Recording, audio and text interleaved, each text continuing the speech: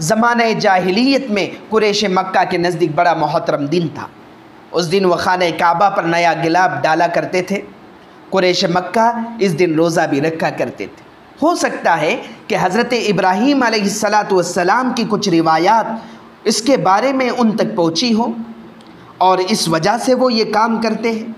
نبی کریم صلی اللہ علیہ وسلم کا یہ دستور مبارک تھا کہ قریش ملت ابراہیمی کی نسبت سے جو اچھے کام کرتے تھے ان کاموں میں آپ ان سے اتفاق کیا کرتے تھے، اس پر عمل کیا کرتے تھے۔ اسی بنا پر نبی کریم صلی اللہ علیہ وسلم حج میں بھی شرکت فرماتے تھے۔ اپنے اس اصول کی بنا پر آپ قریش کے ساتھ عاشوراء کا روزہ بھی رکھتے تھے، لیکن دوسروں کو اس کا حکم نہیں دیتے تھے۔ پھر جب آپ مدینہ طیبہ تشریف لائے اور یہاں یہود کو بھی آپ نے دیکھا کہ وہ عاشوراء کا روزہ بڑے اہتمام کے ساتھ رکھتے ہیں، تو ان سے یہ پوچھا کہ آپ عاشوراء کا روزہ کیوں رکھتے ہیں؟ انہوں نے کہا یہ وہ مبارک اور تاریخی دن ہے جس میں حضرت موسیٰ علیہ السلام اور ان کی قوم کو اللہ رب العزت نے نجات عطا فرمائی تھی، اور فرعون اور اس کے لشکر کو اللہ تعالیٰ نے دریا میں غرق کر دیا۔ آپ صلی اللہ علیہ وسلم نے اس دن کے روزے کا بہت زیادہ اہتمام شروع فرما دیا اور مسلمانوں کو بھی عمومی حکم دیا کہ وہ بھی اس دن کا روزہ رکھا کرے۔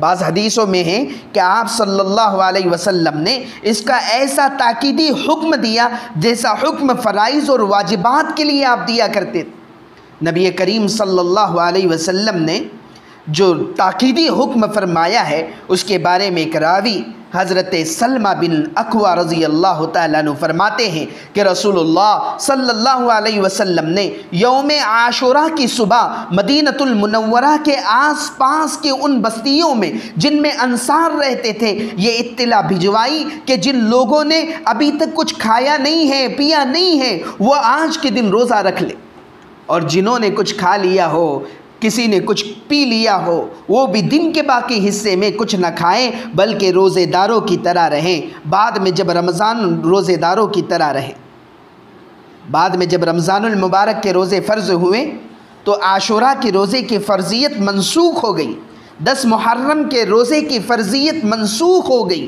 اور اس کی حیثیت ایک نفل روزے کی طرح رہ گئی۔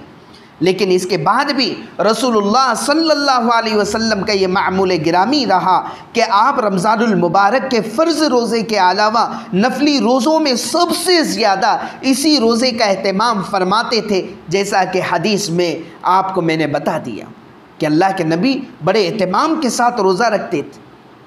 تو میرے دوستوں اور بزرگوں، یوم عاشوراء بڑا ہی عظیم عظمت والا دن ہے، تاریخ کے عظیم واقعات اس سے جڑے ہوئے۔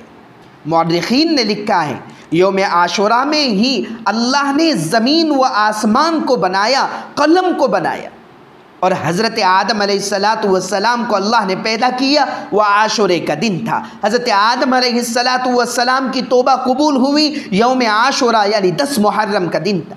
اسی دن یعنی 10 محرم کو حضرت ادریس علیہ السلام کو اللہ نے آسمان پر اٹھایا، اور اسی دن حضرت نوح علیہ السلام کی کشتی کو اللہ تعالیٰ نے ہولناکی سے اور ہولناک سیلاب سے محفوظ فرما کر ان کو ایک جودی پہاڑ پر روک دیا۔ عاشوراء کا دن ہے، جودی پہاڑ پر حضرت نوح علیہ السلام کی کشتی آ کر رکی، تو اس پر بطور شکرانہ حضرت نوح علیہ السلام نے اور ان کے اصحاب نے روزہ رکھا، یہاں تک کہ وحشی جانور نے بھی روزہ رکھا، اور اسی عاشوراء کے دن بنی اسرائیل کے لیے سمندر پھٹا اور وہاں سے حضرت موسیٰ علیہ السلام اور ان کی قوم کو اللہ تعالیٰ نے غرق ہونے سے بچایا اور دریا پار کرا۔ میرے دوستو، اسی عاشوراء کے دن حضرت یعقوب علیہ السلام کی بینائی لوٹائی گئی، اور اسی دن حضرت یوسف علیہ السلام کو کنویں سے نکالا گیا اور مصر کی سلطنت عطا کی گئی، اور اسی دن حضرت سلیمان علیہ السلام کو اللہ تعالیٰ نے بادشاہت سے نوازا۔ تو یہ وہ دن ہے جو بڑی فضیلتوں والا دن ہے، اس دن کے اندر ہمیں روزے کا اہتمام کرنا چاہیے۔ میرے دوستو، رمضان المبارک کے بعد نبی اکرم صلی اللہ علیہ وسلم نے سب سے زیادہ 10 محرم الحرام کے روزے کا اہتمام فرمایا۔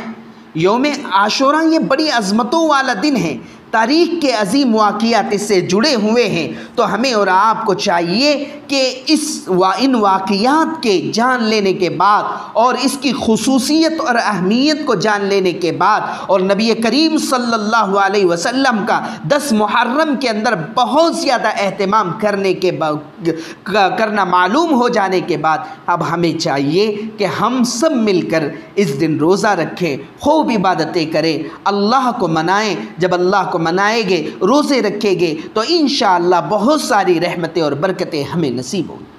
چلتے چلتے میں ایک بات آپ کو بتا دوں، حضرت ابن عباس رضی اللہ تعالیٰ عنہ فرماتے ہیں میں نے نبی کریم صلی اللہ علیہ وسلم کو کسی فضیلت والے دن کے روزے کا اہتمام بہت زیادہ کرتے ہوئے نہیں دیکھا، لیکن یوم عاشوراء اور رمضان المبارک کے مہینے میں روزے کا اللہ کے نبی اس قدر اہتمام کرتے تھے، آپ نے اس سے پہلے کبھی اہتمام نہیں۔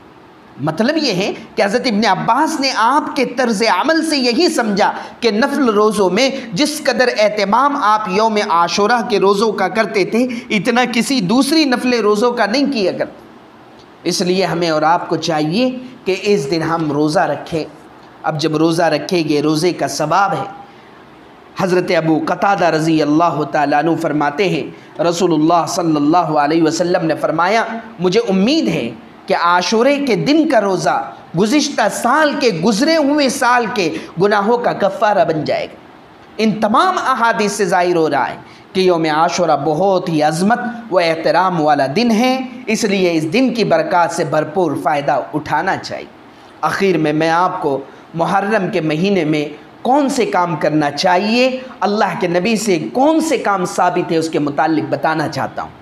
تو اس بات کو سمجھ لیجئے کہ محرم کے مہینے میں 2 کام کرنا نبی سے ثابت ہے، 2 کام کرنا سنت ہے۔ نمبر 1 روزہ رکھنا، جو آپ نے سنا ہے اس روزے کو رکھ لینا چاہیے۔ دوسری بات 10 محرم کے دن اپنے اہل و عیال پر وسعت کرنا، یعنی اپنے اہل و عیال کے ساتھ دل کھول کر ان کو کھلانے پلانے اور ان پر خرچ کرنے کا اہتمام کرنا چاہیے، یہ سنت عمل ہے۔ اس کے علاوہ محرم کے مہینے میں جو باتیں بھی ہو رہی ہے وہ قابل غور ہیں، اس پر غور کرنا چاہیے۔ وہ بدعات ہیں، وہ خرافات ہیں، وہ گناہ کے کام ہیں، ان سے بچنا چاہیے۔ اللہ نے اکرام اور احترام کا مہینہ بھیجا ہے تو گناہوں سے بچتے ہوئے بس سنت عمل کو کرنا ہے اور فضولیات سے لغویات سے اپنے آپ کو بچانا ہے۔ اس لیے کہ ہم اللہ پر قیامت کے دن پر ایمان لائے ہیں، رسول اللہ کو اللہ کا رسول مانتے ہیں، تو ہمیں اپنے تمام کام میں یہ ضرور دیکھنا چاہیے کہ ہم جو کام کر رہے ہیں اس کام کے بارے میں رسول اللہ کا کیا حکم ہے، آپ صلی اللہ علیہ وسلم کا کیا فرمان ہے۔